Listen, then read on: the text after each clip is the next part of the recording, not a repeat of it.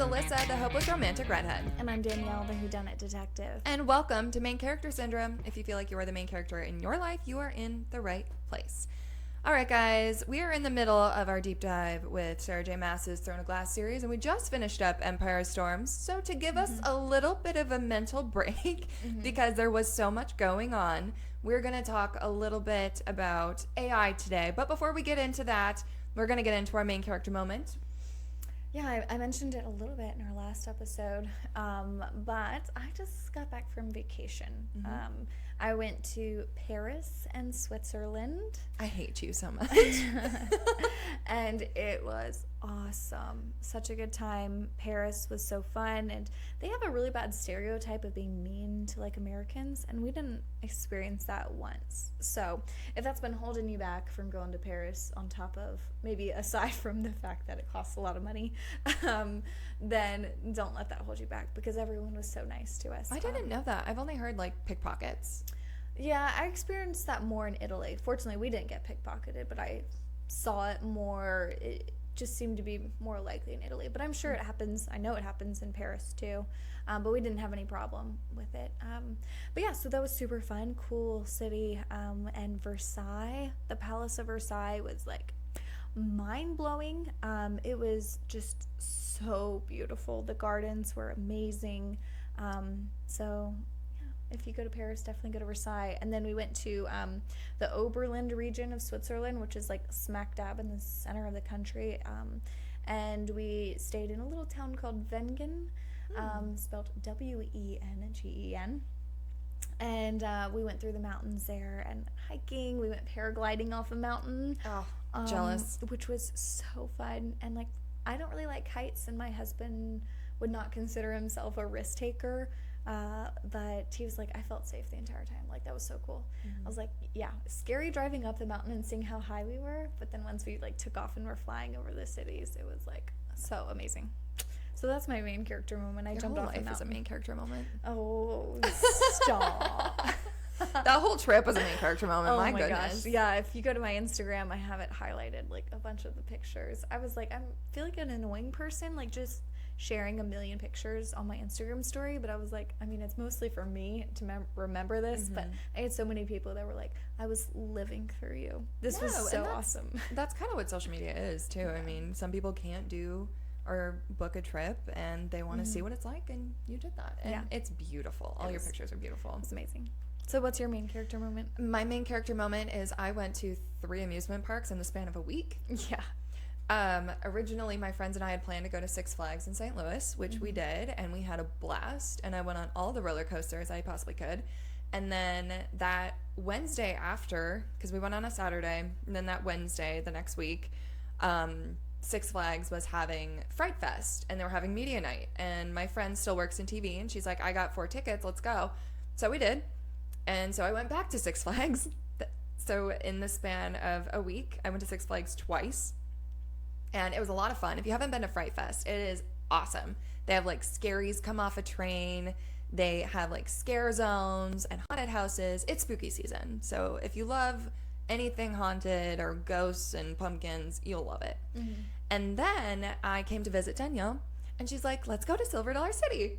And so we did, and I rode all the roller coasters again. There was a bunch of pumpkins. It's more fall themed. There's nothing scary about it. So, well, except for when we walked in and that guy was dressed up as a scarecrow. He's like, "Have a great time." I'd never seen that in my 4 years of being here. And he like going wasn't to Silver Dollar moving, City. and then spooked us. I was like, "What?" I know, it was crazy, but it's very family friendly. It's more fall festival, not scary Halloween. Correct. But yeah, so I went to 3 amusement parks in the span of a week. You were a trooper. I don't know how you don't have like whiplash. I don't. Well, Outlaw Run, if y'all know, from Silver Dollar City, and the boss at Six Flags.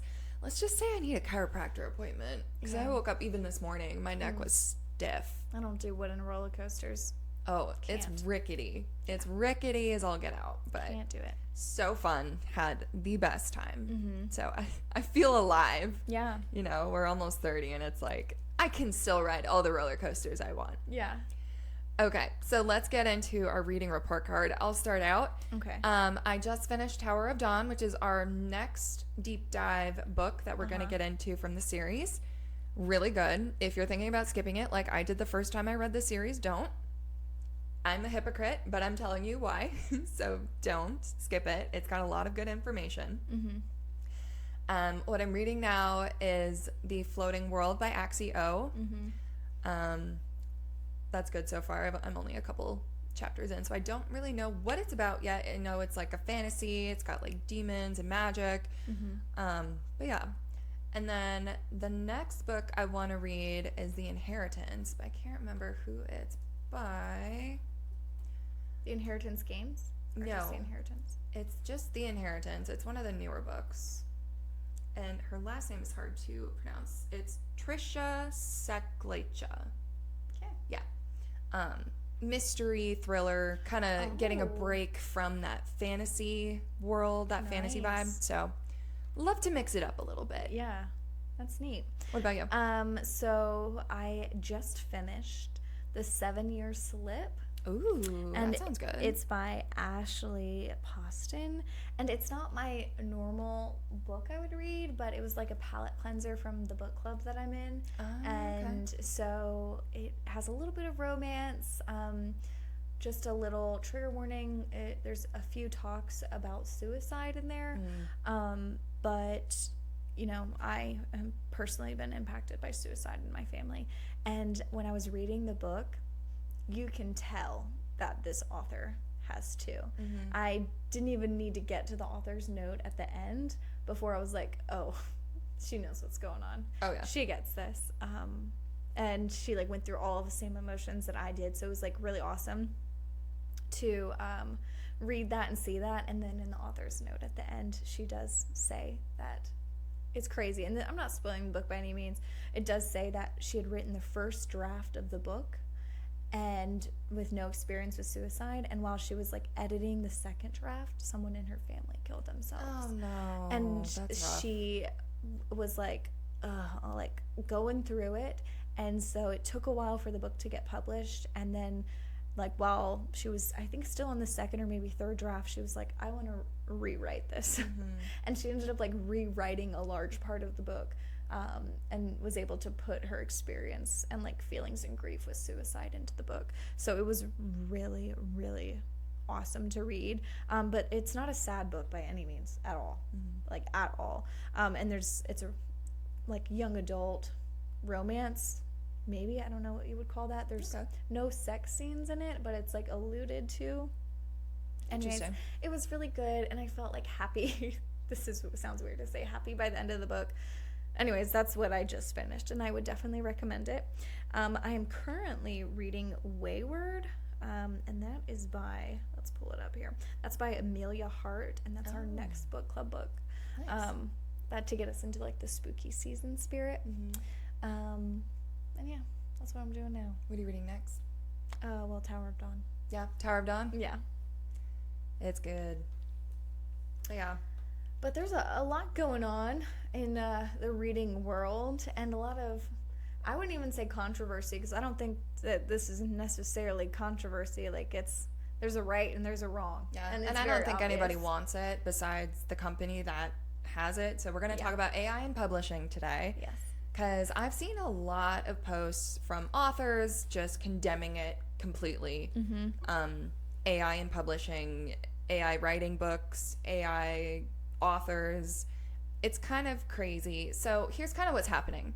Many authors have kind of spoken out against the use of AI, primarily due to concerns that AI basically the models that they have are trained on the author's copyrighted works, and they don't have their permission or compensation. And these concerns have kind of led them to open letters and petitions, and they're requesting publishers to reject AI-generated books. And there are a bunch of lawsuits that have been filed by authors against these AI companies. And yeah, it's not really good in the AI publishing spectrum. Yeah. So there are obviously specific concerns, and that, like you mentioned, like unauthorized training data with the algorithms, like they sift through basically all of like the published work to come up with, let's say, new story ideas. So are they new story ideas? No, because this program is made to sort through already made work. So then there's the lack of compensation with those authors, published authors whose works in this algorithm not getting paid from that. There's the threat to livelihoods, because let's be real, if like AI is just generating books, I mean, it can generate a book, I'm sure, in just a matter of minutes. And so it would be good. Yeah, it could be good. Sometimes when I was looking up things, it says that it can like lack the depth and or whatnot that an author can put in there. But you know, it threatens the jobs and livelihoods of all of these authors, and I imagine it can make it really hard for any new upcoming authors to really like make a name for themselves. And then there's the philosophical implications. Critiquing the ability of AI to truly create what is like actually art. Like it doesn't have that human touch to it, and it doesn't have like any human like creative expression to it. So this is a big issue. Yeah, and then a lot of people have taken action. Like I said, they've opened letters and petitions. So a group of authors have signed open letters and kind of launched these petitions urging publishers and AI companies to stop using their work for training and to reject AI generated books. So a lot of authors are even suing. So we get to lawsuits. The authors and organizations like the Authors Guild have filed class action lawsuits against AI companies, including, you know, some of the bigger ones, and for copyright infringement, because that's exactly what it is. But you can also argue devil's advocate. People take ideas from other people's books all the time. No, literally, I feel like we're working through Sarah J. Maas right now in Throne of Glass, and we did ACOTAR before, and I was like, there's a lot of arcs in here that are very similar to Rebecca Yarros. Yeah. And there are a lot of and themes. I'm not saying by any means that Rebecca Yarros copied Sarah J. Maas. No, she made her work her own. Yes. But you take Sarah J. Maas and Rebecca Yarros, they've got wing leaders and wyverns, you know? Both in there and things. But I mean, was Sarah J. Maas the first one to create the wyvern character? I don't know. Probably no, I don't think not. so, because it's like mythology. Like everything in fantasy, people have to realize, is a myth. Yes. It comes from some story from some long ago folklore that's been told. Like, I've heard of a wyvern before Sarah J. Maas before. Yeah. And then you have, well, this might actually be plagiarism, but you got Red Queen versus Powerless. I mean, that story is pretty much the same through half of the entire book of really? Powerless. Yeah, you got to read Red Queen. Oh, snap. It's basically Powerless, but Powerless has better romance. So eventually Lauren Roberts made it her own, but it does have very similar themes. It's got the brothers, it's got the magic system, it's got the blood that she has doesn't have magic, she's ordinary, and then the other people have like different, it's a whole thing. You guys got to look into it. And I mentioned Sarah J. Maas because we're reading her books right now, but the whole beginning of A Court of Thorns and Roses sounds exactly like Beauty and the Beast. Exactly. Everybody takes ideas from somewhere. Yes. It's just how far does it go from ideas and basically inspiration to plagiarism? Yes. So and like, that's a fine line. And with AI, it sorts through like so much work, and like it all what helps is basically having these prompts that you put in there. So as a publisher, an author or something, you can put a specific prompt in there to make a book like that would sound similar to Stephen King, and it'll sort through all of Stephen King's work, and could confuse someone that, oh, this must be a Stephen King book. Exactly. Like, so I mean, it definitely infringes on a lot of we'll say rights, it's an ethical issue. Yeah. And there's notable authors who have spoken out against this, including Stephen King, Margaret Atwood, Ted Chiang, Chuck Wendig, Nora Roberts, and then, just more, Colleen Hoover, and then other authors as well, like Rebecca Yarros has spoken out against this. Victoria Aveyard from Red Queen, obviously. Yeah. So there is just, I mean, I feel like authors are like, almost all of them are like, yeah, this is bad. in a capacity, we can talk about maybe some things that it could be good for. But ironically, this is what I got from Google AI, and Google AI says AI authors refers to two primary concepts: authors who use AI as writing tools to assist with tasks like research, brainstorming, and editing, and AI themselves that can generate text and even full books. Although current legal and practical limitations prevent these AI authors from being recognized as copyright holders, and in my opinion, rightfully so. I think that there is definitely a lot of use from AI to work with brainstorming and definitely in editing. Yeah. Oh, for sure. But I mean, when you're trying to tell AI to come up with new creative concepts about books, it's not that creative because it's sifting through other people's work. Exactly. And there was an example from this past spring of an author who was caught using AI to copy another author's work earlier. She basically, the readers of this book spotted an AI generated prompt, which is, so if you use like ChatGPT and you write in, create a blah, blah, blah, blah, blah, and then it'll say, all right, I found blah, blah, blah, blah, blah. So readers found this generated prompt from AI that was left in the published version of the book, leading to shouts of unethical and careless behavior. The prompt that AI responded said, I've written the passage to align more with another author's style, which features more tension, gritty undertones, and raw emotional subtext beneath the supernatural elements. That's crazy. That's crazy. I mean, that's like a huge editing error to have missed that completely. Yeah. To leave it in the book. Yeah. But good thing it did, because obviously you can see that that author was potentially, I don't know, it's still in court, so we don't want to be liable for saying anything we shouldn't, but potentially, you know, allegedly doing a lot of copyright issues with AI. And some people don't think that she's the only one doing it. I would probably guess not. I mean, if it's out there and it's a tool, I mean, the human race can be lazy. And when you give them a tool like AI that will create something for them and they don't have to do the work, obviously they're going to use it. Yeah. So their AI is used by authors. It's supposed to be used to basically enhance their writing process, treating it as like what maybe an assistant would do potentially. You know, it's good for, let's say, research and organization, maybe creating story bibles, summarizing articles, you know, as many authors would tell you. I mean, there's a lot more that goes into a book than just writing the words down on the piece of paper. It's a lot of revisions. It's a lot of editing.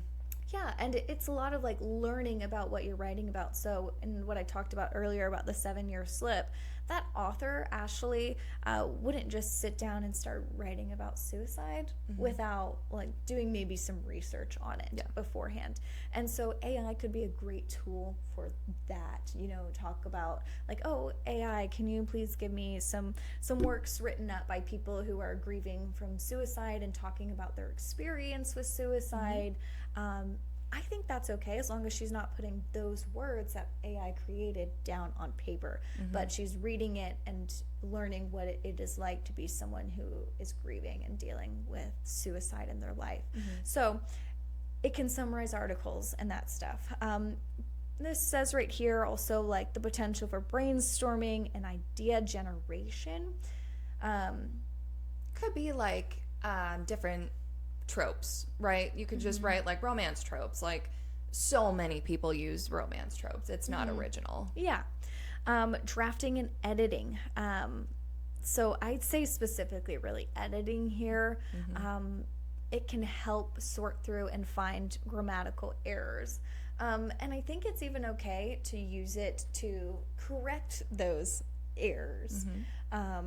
You know, maybe like, oh, hey, like if I didn't have proper grammar in this, can you rewrite this sentence to have proper grammar in it? I think that's okay.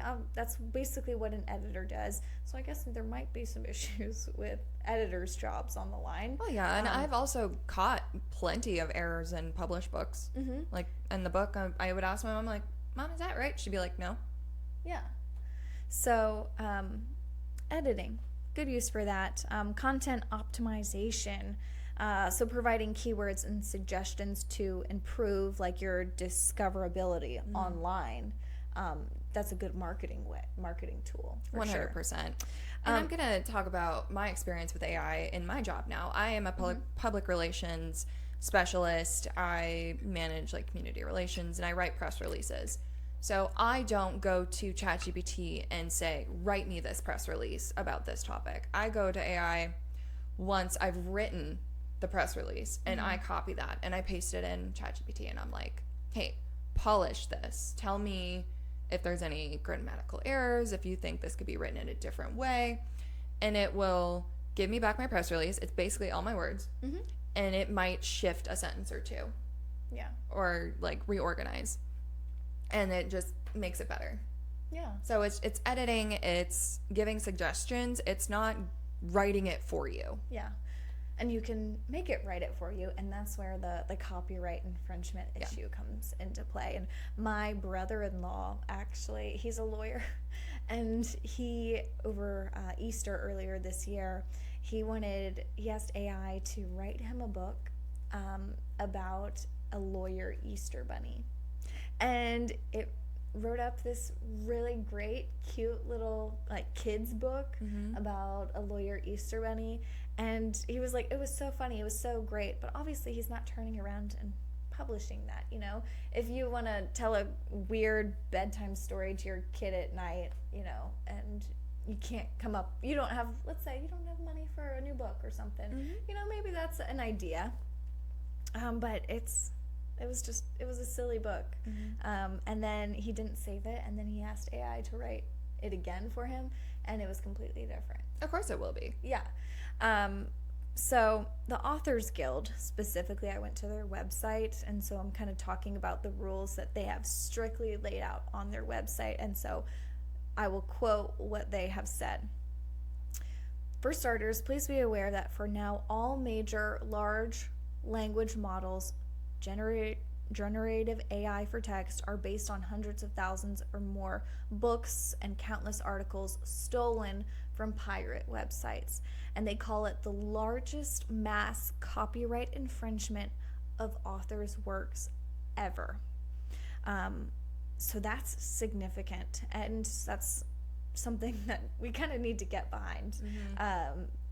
Because, I mean, I love reading new authors, and I think that AI will certainly ruin the chance for young upcoming authors or aspiring authors to really get out there if this is led to happen, and AI will just take over all of the books that we see every day. So the Authors Guild has some kind of rules, and they specifically say, do not use AI to write for you. Common sense. Plain and simple. Yeah. They say, though, it's totally okay, like we mentioned, to use it as a tool, and they call it a paintbrush for writing. But if you do not use AI to develop storylines or characters or generative text, be sure, if you do use it, I should say, be sure to rewrite it in your own voice before adopting it. So they say, okay, maybe you've done this, but there's plenty of ways to rewrite it and make it your own. Right. But once again, that goes back to the paintbrush thing. And then they warn that if you incorporate AI text, characters, or plot into your manuscript, it must be disclosed to your publisher, as publishing contracts require the authors to represent and warrant that the manuscript is original to the author, and that AI generative material is not considered original. And it shouldn't, because it's based off of others' ideas. Yeah, and that it is not copyrightable. So if that little Easter bunny story I just told you about, that's not copyrightable because it's not your work. It's not original. It's bits and pieces of other people's works. And it's crazy. Yeah. So it's such a crazy concept right now, and just weird experience to go through in our lives. It is kind of weird that we're talking about AI and computers writing books for us now. Yeah, it's such a wild thing to wrap my head around.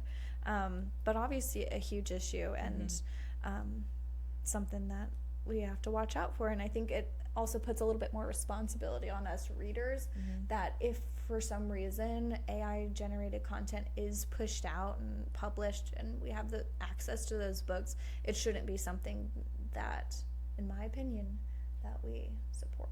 No, we shouldn't. We as readers shouldn't consume something that isn't original. You know, that credit should be given to the author who originally wrote it. Yes. So that's where Main Character Syndrome Pod stands on AI and publishing. It's a good tool, but we don't support authors that just use AI for writing. Yeah. It's unoriginal. It's not your work. Obviously, we're going to support the Authors Guild and the works of original copyrightable material that authors can develop and put love and heart and just dedication into. Yeah, and you can totally feel, I mean, you take Sarah J. Maas, who just puts her heart, soul, blood, sweat, tears, and death into Throne of Glass, A Court of Thorns and Roses, and Crescent City. You can't replicate that from a computer. There's just no way. You can't get that depth. And it shows. Yeah. So that's kind of where we stand. But speaking of Sarah J. Maas, we are going to, in our next episode, do a deep dive into Tower of Dawn, like I mentioned. But for now, to the readers who listen, we'll see you later. Bye, everyone.